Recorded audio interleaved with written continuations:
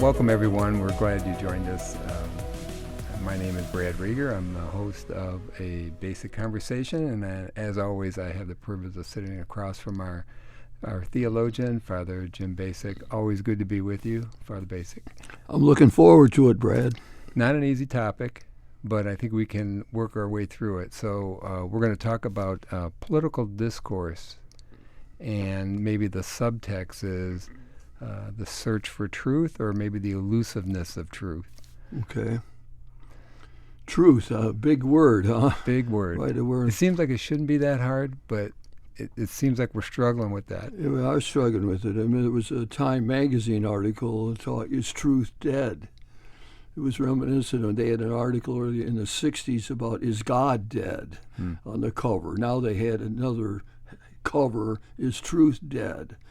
And in the article, they talk about a post-truth society, a society in which truth is no longer valued, in which people talk about alternative facts. And the burden of the article is that you can't have a viable political order if you don't have a sense of truth. And that, I mean, it was a very foreboding article and saying, well, what do we do if we can't get agreement on what's going on what facts are, when we're arguing about the fact is there's different alternative facts. I mean, how do you have a discussion that way? So it's a very alarming article, but it pointed to a real problem in our culture today. The sense that truth is not valued.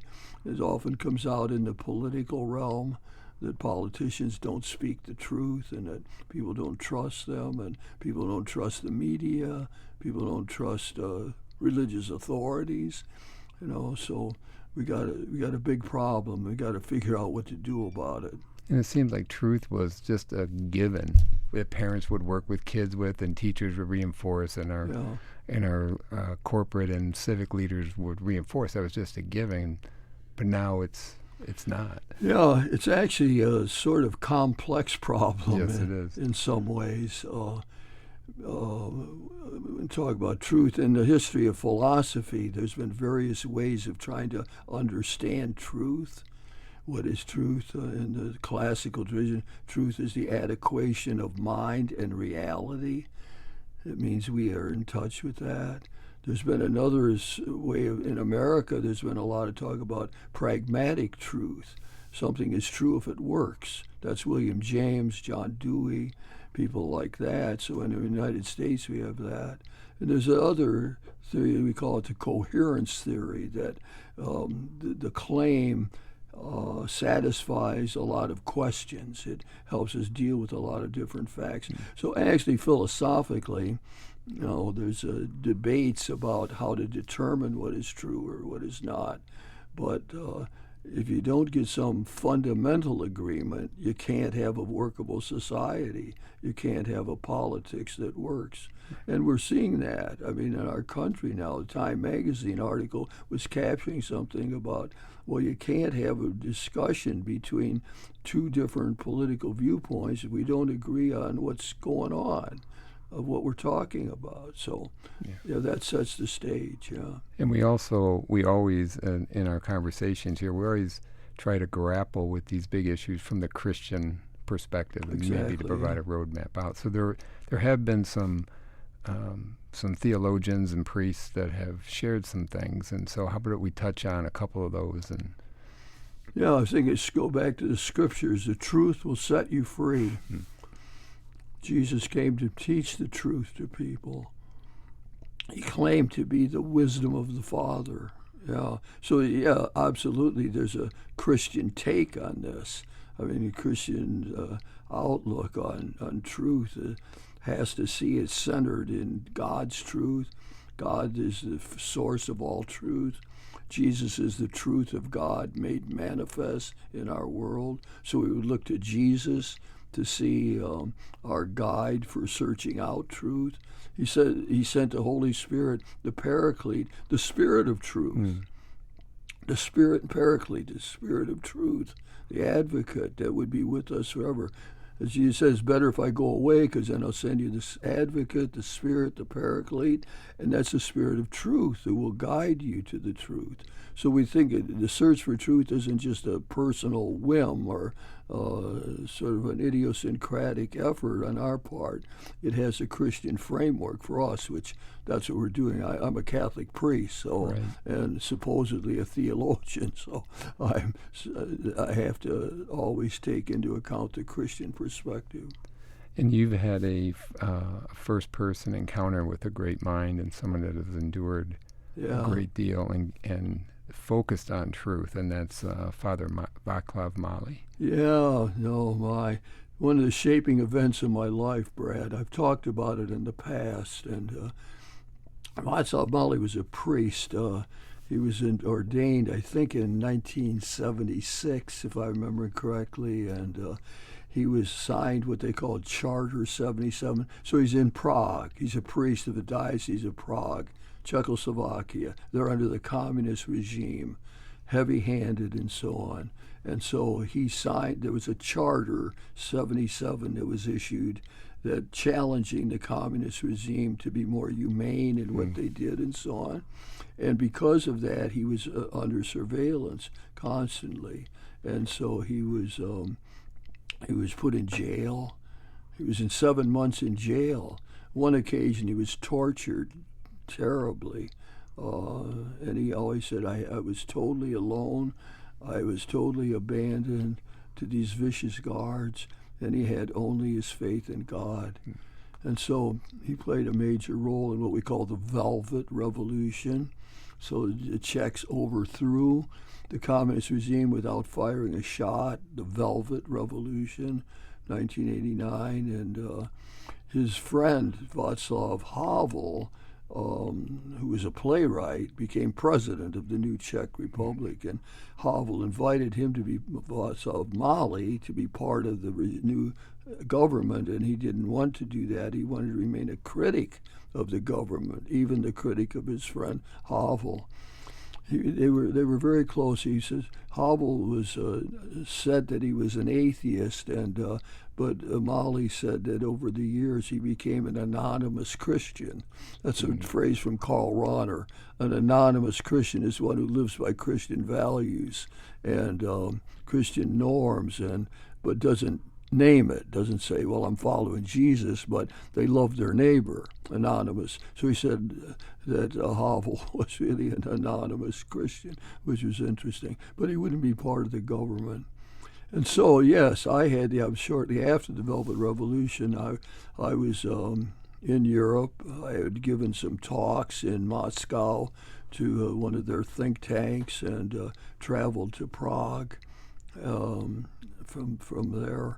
And I got to have a personal meeting with Václav Mali in his apartment. Still had the camera outside the door. Everyone who came to see him was recorded. It was a tiny little apartment. He had his books on many of his books on his bed that he had to move when he was going to sleep at night. And so, and later on, I mean, to fill in the picture, he became a bishop. Bishop of Prague. He's auxiliary bishop of Prague yet today. So, yeah, we had this wonderful conversation. He talked about the torture he underwent, but what he said he learned was you had to fight for the truth. That would be the major theme. You have to fight for truth. You have to challenge every lie. You see, so the communists weren't asking him to renounce the faith or anything. What they wanted, what they torture and everything, imprisonment was just mute your criticism a little. Just mute it. Don't be so harsh. That's what they were asking him to do. And he said, you can't do that. You cannot give in 1 inch to lies. And you have to fight for every bit of truth, every day, all your life. So that was his message that he came with in his terrible routine that he went through. Even after they let him out of prison, he worked in a factory for many years. He wasn't allowed to function as a priest. So, and then you get to the part, he says, but you're living in the Western world. You got your own problems. You know, in the United States, you're not perfect either. And you, pointing to me, should fight for truth in your setting. You have to stand up for truth, and you can't give in 1 inch to the lies. You can't give in any little bit. You have to struggle to maintain truth. Personally, try to be truthful in your relationships with other people. Try not to exaggerate when you're talking to people. Try to learn from other people's truth, what they see. So he's given me a whole homily, in a sense, so when I came back to the United States and I gave a couple of my first homilies, I remember one of my parishioners said, "Something happened to you in Czechoslovakia." You had some firebrand in your words. Really. What happened to you? You're preaching better, preaching differently, and so on. So I'm always grateful. He's still alive today. Yeah. I never was in touch with him again. That was the only time I ever saw him. And I remember what he said with his mission now, after they lived under a communist regime for so many years, that people learned to be dependent, that people weren't thinking for themselves. The students, the teachers had a way of questioning the students to see if their parents were teaching them. So the teacher would say to the third graders, "Now let's all make the sign of the cross together." And he knew every student that was learning the prayers from their parents. So, a shaping experience. And in a post-truth American society, have to fight for truth, have to stand up for what is accurate, and so on. And that was late 80s. Obviously, our country, we had Vietnam and we had Watergate. Right. We had some really bad examples of truth not being in vogue. Yeah, really. Yeah. There's two other that I've seen in lectures that you've brought up, two other individuals. That's John Courtney Murray and Hannah Arendt. Yeah. Let's talk about those. John Courtney Murray is probably the greatest Catholic theologian in the history of the United States. Jesuit, well-educated, really smart man. I only heard him talk a couple times. Just a brilliant man. And he was big on the American spirit. His book is We Hold These Truths, is the title of his best-known book. We Hold These Truths, from our Declaration of Independence. And so he had a lot to say about this whole idea of truth. And so what he said was that we have to have a basis for conversation. You have to be able to argue. And without holding certain philosophical truths and certain things that are part of our American experiment, that we can't get any place.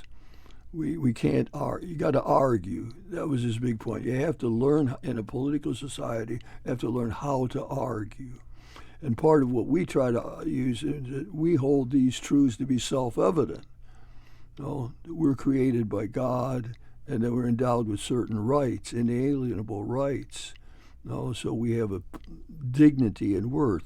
And that we have a sort of he used it for his public philosophy, or I would say a dominant ethos of a shared experience. We live in a country where all of us are trying to participate in an experiment in democracy. We've seen it as an experiment. In other words, our country isn't based on land or soil or how other countries have functioned. We're based on an ideal. We're all created equal, and are called to participate. So we've constantly struggled to make that experiment in democracy work. And he said, so we have to draw on that shared experience, a common struggle. We live in a land that's rich and fertile. We've got oceans that protect us. We've had so many advantages. And that struggle to be true to our better angels, as Abraham Lincoln called it, has been hard. In other words, we've had slavery. We've had Reconstruction that went so badly in our country. We've had a struggle to overcome racial prejudice, all kind of struggles, and the need that we have to be, his phrase, we have to be locked in argument. In other words, you need legislators who actually talk to one another, who know one another, Congress people who will then argue out difference of opinion. And of course, in a post-truth society, that's become harder and harder to make happen. One of the things that Murray talked about was avoiding utopianism. By utopianism, he meant a sense that we're going to get it all together. We're going to find a final solution. We're going to solve the whole thing somehow in one big thing. He said, no, it's step by step, and it's compromise. It's seeking what is. So we see that in our own political history. When we made progress, it was usually because we had to compromise. Politicians had to figure out so he said, don't get into utopianism. It's never going to be perfect. Democracy is always going to be messy. It's going to be hard. It's authoritarianism is easy. You just tell everyone what to do. Right. Democracy is hard when you're trying to find political solutions to questions like that. So we hold these truths to be self-evident. He said we should gather around that and find our way forward. What he warned us against, what he called the barbarians. The barbarians are the ones right now who are fostering a post-truth society. The barbarians favor monologue over dialogue. The barbarians think they got all the answers. They don't need to listen to anybody else, that they will solve the problems in some authoritarian fashion.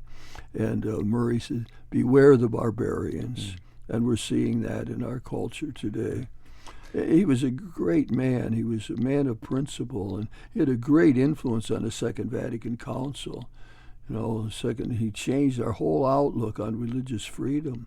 For centuries, the church said, if we're in power like we were in Spain under Franco, we should control things. Church should control things. And Martin said, no, it works better in the United States where we don't have privilege. We have freedom. We don't need privilege as Catholics. We came into this country a nativist prejudice, but we made it because we had freedom. And the church thrives under freedom. Jesus said, truth will set you free. Jesus came to free us. So, great man, John Courtney Murray. And Hannah Arendt, she wrote The Truth in Politics in the New Yorker in 1967.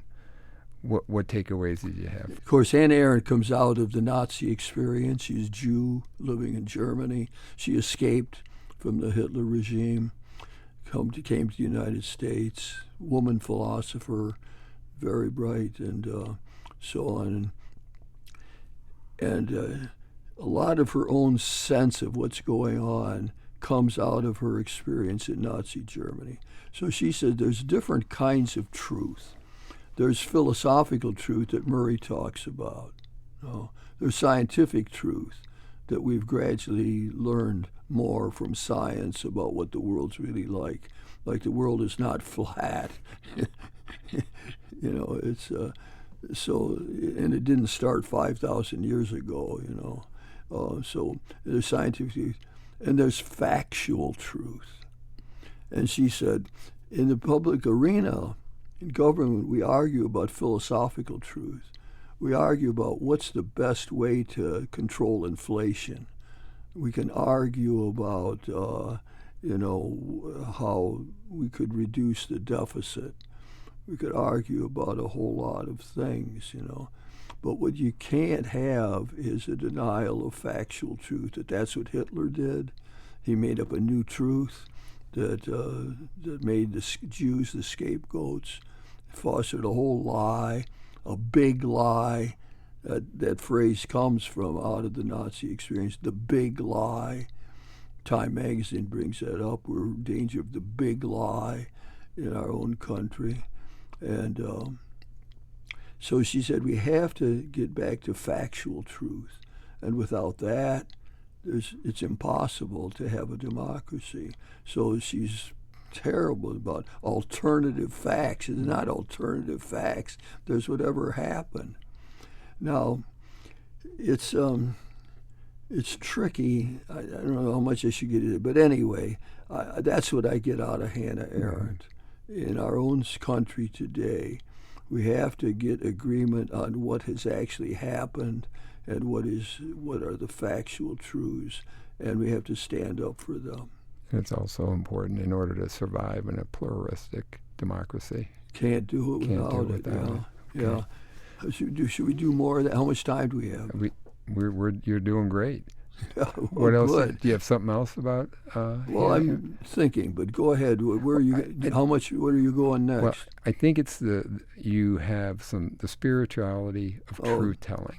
There's like 9 principles that you've come up with, you borrowed from others and put it all together. To me, it provided a good. Well, what did I say about that? Well, let me just throw a couple at you. Yeah. Try to identify rationalization. Oh, and personal. Avoid I like exaggerations. Let's stay with ones. that a minute. Yeah.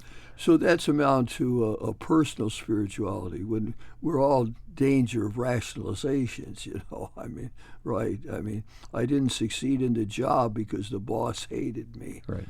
We always can come up for reasons why something didn't go well, and part of that is being self-reflective, of going back to how our mind operates and what we're in danger of messing up. So I always have an excuse when I don't do it right. It's never my fault. It's always somebody else's fault. That's my character. That's my flaw. Now I got to learn from that, right? I got to try to do better with that. So what are my most prominent temptations to rationalization? Self-knowledge. The Greeks said, "Know thyself." That's got to start with that. How about this one? Strive for authenticity and honesty in relationships. Yeah, for sure. I think that it's always a question of dialogue. I mean, Pope Francis is so big on this. You need a culture of accompaniment, a culture of encounter, where it's how we deal with our relationships and how honest are we in dealing with people. I mean, how much in married life do people share with one another, spouses share with one another, and that's so. I think one of the things I would say about that, I mean, should this young couple, should a woman that had an abortion before she was married, should she tell her husband or not? Well, if you said frankness is the major virtue, then she should tell him. But I've dealt with situations where I've said, don't tell him. It's going to make it worse. So charity governs our interactions with one another. Frankness isn't the major virtue. Charity is. Sometimes it's good to be quiet. Sometimes it's good to be silent. In this post-truth era, I mean, I know couples who are surviving because they won't talk about politics. They figured it out. That's going to bust up our marriage. And we got a good thing going. We're not going to talk politics, and they stick by it. So charity, I think, is the guide. How about this one? See prayer as a form of truth-telling. Oh, I like that. I borrowed that from one of the Himes, Brother Michael Himes gave a lecture in Toledo. Prayer is a form of truth-telling. I love it, and I've used it a lot. Prayer puts us in right relationship with God. The truth is we're dependent upon God. The truth is God runs the world, we don't. The truth is we cannot control God or manipulate God. The truth is God is bigger than our own thoughts and transcends all of our own outlooks and images. That's a fundamental truth. And so we can use prayer to try to help us to become more authentic people. So I can an examination of conscience, I can say, well, where I usually go wrong is I'm always pushing myself. I tend to be hyperbole about my accomplishments. I had 4 birds the other day, back 9. Is that my tendency? Is that where I tend to go? In prayer, in self-examination, you say, yeah, I'm always pushing it just a little bit.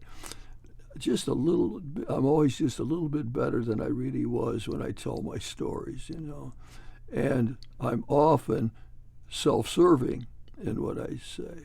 So now in prayer I discover that, and I got to say to God, God, help me to be more authentic, more truthful in what I'm in my personal relationships. Yeah. I think there's several others, but I think that's a good stopping point because it's a very pragmatic way for each of us as individuals to be better truth tellers. Yeah, prayer is truth-telling. Good. I'm willing to. I had so much more to say, but I'm willing to stop with that. That's prayer. Prayer gets us in right relationship with God. Prayer helps us get into better relationship with our spouses, our family members, our friends, our colleagues. And prayer helps me to be more conscious of my virtues, my good things, what I can trust in myself, and what goes off the rails. Well said. Thank you, Fr Bacik.